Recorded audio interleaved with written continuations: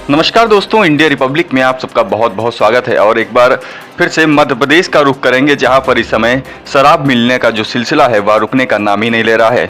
और मध्य प्रदेश के जो सीएम हैं शिवराज सिंह चौहान, उनके कहने के अनुसार जो अभियान चलाया जा रहा है अवैध कारोबार के खिलाफ, नशीले पदार्थों के खिलाफ, उसमें पुलिस को बड़ी सफलताएं हाथ लग रही हैं। और कहीं नदी से शराब की बोतलें बरामद होती हैं तो कहीं नल से शराब निकलती हुई दिखती है। जी हाँ, यह तस्वीर हम आपको दिखा रहे हैं, जहाँ पर पुलिस ने जब नाव से जाकर नदी में देखा तो यह टमस नदी है, जहां पर रीवा जिले की यह टमस नदी है, जहां पर यह शराब की बोतलें जो थीं एक बोरी में भरी हुई मिली। और जिनको कहा जाता है कि जो शराब कारोबारी थे उन्होंने एक पतले धागे से उनको एक पतली रस्सी से बांध रखा था।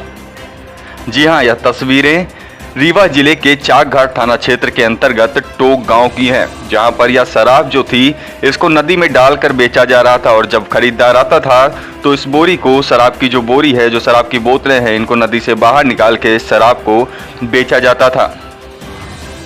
सुनने में तो यहाँ तक आया है कि यहाँ पर जो नदी है इसका बंटवारा कर रखा था जो अवैध शराब के कारोबारी हैं, कि कहाँ पर कौन अपनी शराब को छिपाएगा।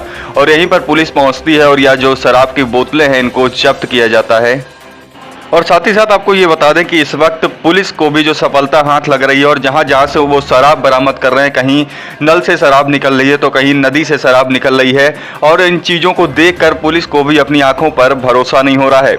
अब आइए सीधा रुख कर लेते हैं रीवा जिले के एसपी नवनीत भसीन जी का, जिन्होंने इस बात का जो खुलासा है वह किया है और मीडिया के सामने रखा है। आइए सीधा उनका रुख करते हैं और जानते हैं कि क्या कुछ यह पूरा मामला था।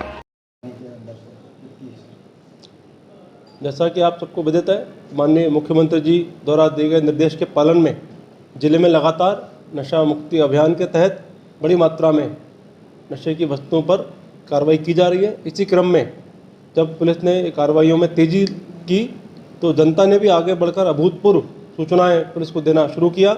इस क्रम में जहां 40 पेटी कोरेक्स पकड़ी गई, वहीं एक सफलता और मिली, जो कुछ लोगों ने बड़े ही तरीके से पानी के अंदर कुछ टैंक्स में छोटे छोटे टैंक बना के उनको सुरक्षित रख के शराब छुपा रखी थी। उस दौरान पुलिस को पिन पॉइंट इन्फॉर्मेशन जब मुखबिर से मिली तो जाके उन लोगों ने वहाँ पर एक कार्रवाई संपन्न की है। पूरी टीम ने काफ़ी अच्छा ये काम किया है। इसके बाद से, इस कार्रवाई की सफलता के बाद से हमारे पास सूचनाएं आना और अधिक बढ़ गई हैं, क्योंकि इससे लोगों का विश्वास बढ़ा है कि इस सूचना को पुलिस ने इतनी तेज़ी से डेवलप किया और सफलता पाई।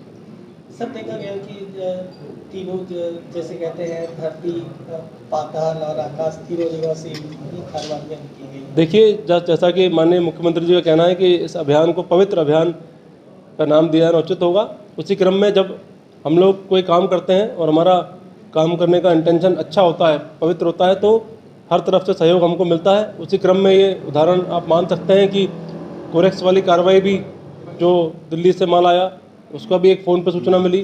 फिर जो मऊगंज में गड्ढे में खोद के अंदर माल छुपाया गया था, वो भी मुखबिर की सूचना थी। और तीसरा जो अभी आपने मुझसे जानकारी ली है पानी के अंदर छुपाने वाला, तो ये सब केवल पब्लिक के सहयोग से संभव हो पा रहा है। और कहीं ना कहीं पब्लिक भी इस बात को समझ रही है कि नशे के विरोध में हम सबको मिलकर एकजुट होना पड़ेगा।